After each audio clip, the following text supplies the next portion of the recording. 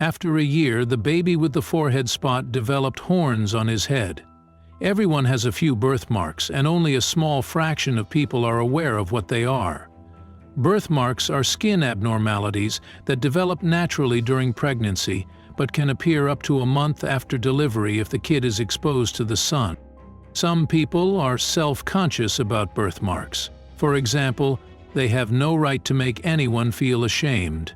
In truth, there are people who have beautiful birthmarks and aren't afraid to flaunt them. Pigmented and vascular birthmarks are the two forms of birthmarks.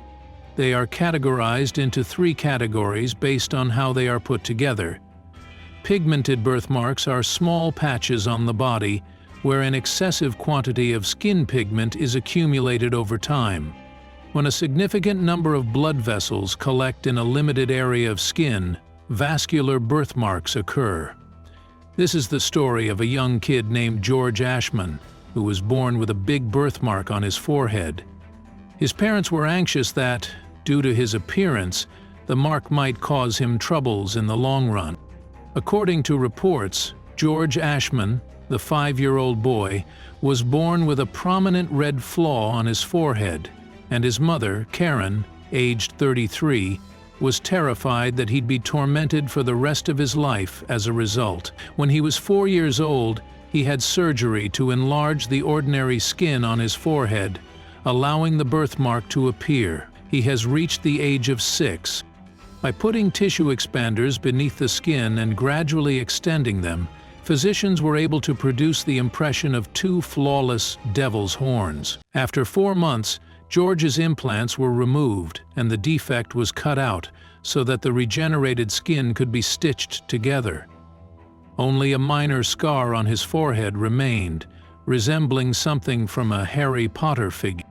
The following is Karen's response to seeing the implants in place in Radstock, Somerset. The mother couldn't say anything.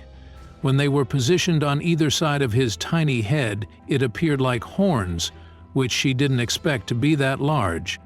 Her gorgeous, angel-faced infant had a devilish aspect, but it's the courage he displayed during this tragedy that makes her so proud. He's never let it stop him from achieving his goals. At the time of his birth, George was diagnosed with a high magnolia birthmark in 2006, which is characterized by brilliant, soft masses of abnormal blood vessels. When George was born, Karen recalled that her mind quickly rushed forward 10 years. George would be the bullied youngster with no friends and no partner. In 2009, George was referred to London's Great Ormond Street Hospital to begin treatment to remove the tumor. In 2010, the surgery was done. Last year's doctors put small inflatable pouches beneath his hairline on either side of his forehead, helping him to breathe more easily. They gradually swelled with natural physiological fluid over the period of 4 months, stretching the skin to the point where it could be removed without exposing the birthmark. Throughout the 4 months that George wore the horns, he received a barrage of insults from passers-by. School kids on street corners were beaming and raising their arms, according to Karen, who was divorced from George's father, Lee, a printer. The young adolescent once approached them and took a good look at us. He let forth a moan of dissatisfaction, while she was in tears and extremely moved. I had no issue accepting her son's affection, but dealing with other people's reactions was a challenge. Everyone seemed to be against them, in her opinion. George underwent surgery in April of this year to remove the birthmark and have a fresh layer of skin extended across his chest and shoulders. A tiny scar remains in his skull where the blemish once was, but he is otherwise healthy and has returned to school with his friends. What she was most proud of is that, despite everything, she witnessed George's strength, which she never witnessed as a youngster. George is a nice person, Karen added. He's unique, but he's awesome himself, and he's never let his differences stop him from being himself. Whether or not he has a birthmark or horns, her little devil has a lot of heart, and she'll always admire him for it. Birthmarks are associated with strange superstition. It's probable that pregnant women who disregard their hunger pangs are more likely than others to be assigned to various countries. According to one Israeli mother, if you have a food need and don't satisfy it by scratching yourself, your child will be more beautiful.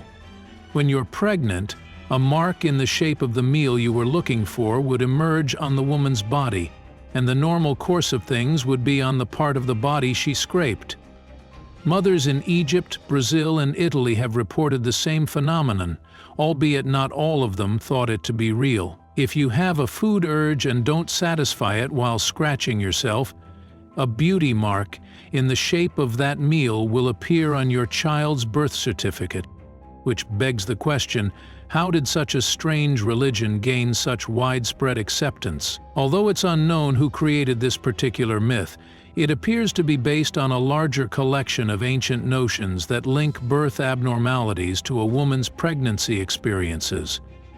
According to Edwin and Mona Radford's The Encyclopedia of Superstitions, if a pregnant woman meets a witch, she'll be cursed. The chance that the hare was not the harmless animal it appeared to be, but rather a witch appearing in that shape, heightened the anxiety induced by such an encounter. Birthmarks, according to the Boston Children's Hospital, are thought to be the product of maternal impressions, or the mother's emotional state throughout pregnancy. A pregnant woman may just look at a Greek physician, Galen, to see if her child would look like that person. It's possible to relax by looking at attractive sculptures. One's advantage, which was frequently emphasized, in order to produce beautiful kids. It could, meanwhile, have the opposite consequence. Women who have been subjected to or imagined terrifying images. According to Ambrose Pare, a Renaissance surgeon, the possibility of having to produce offspring existed. The notion endured until William Hunter, a Scottish anatomist, and his brother John, a surgeon, began to disprove it with scientific data in the mid-17th century. John Hunter revealed that a mother's blood supply is not shared with her unborn fetus, which was previously thought to be the route by which the mother's emotions were communicated. Yes, they were mistaken as well, but it's all in good fun. Despite this, some doctors have held on to their beliefs and maternal impressions for centuries, citing cases of patients who, for example, witnessed a house burning and gave birth to a child with a scar on his forehead that resembled a flame. Despite his reputation as the most discredited researcher of all, psychiatrist Ian Stevenson stated in a 1992 study that studies on maternal impressions were still being published in the 1000th S's. Parents who are worried that their child may look like Mikhail Gorbachev, although a very cute Gorbachev, have little influence over the matter if they are expected. Birthmarks can be inherited, while others are purely coincidental, and they have nothing to do with the mother's eating habits or unfulfilled ambitions. Portline stains or other vascular birthmarks are created by the peripheral of blood vessels in the skin, moles, and other pigmented areas. Birthmarks are formed by clusters of darker skin cells on the skin's surface. The old wives' tales have left an indelible mark on a wide range of cultures all across the world. In a variety of languages, including Italian and Spanish, the word desires is used to describe birthmarks. As per the term used in Dutch and Danish, which also includes the word mother, only one parent may be accountable for the spots. According to Stuart Weiss, a psychologist who has studied superstitions, they have endured for so long because superstitions are frequently connected with major life events. Things that are eagerly awaited and when a lot is at stake, weddings and birdwatching, are two examples of such events. Furthermore, what's known as random noise, such as the incomprehensibility of strawberry-shaped blotch, aids in the perpetuation of long-held superstitions by giving people something to try and make sense of. Finally, the author stated that this notion has likely grown in popularity, in part because it provides another justification for indulgence. After all, you wouldn't want a baby with a chicken-shaped mole in a Jell-O sandwich, right? Thank you for taking the time to watch this.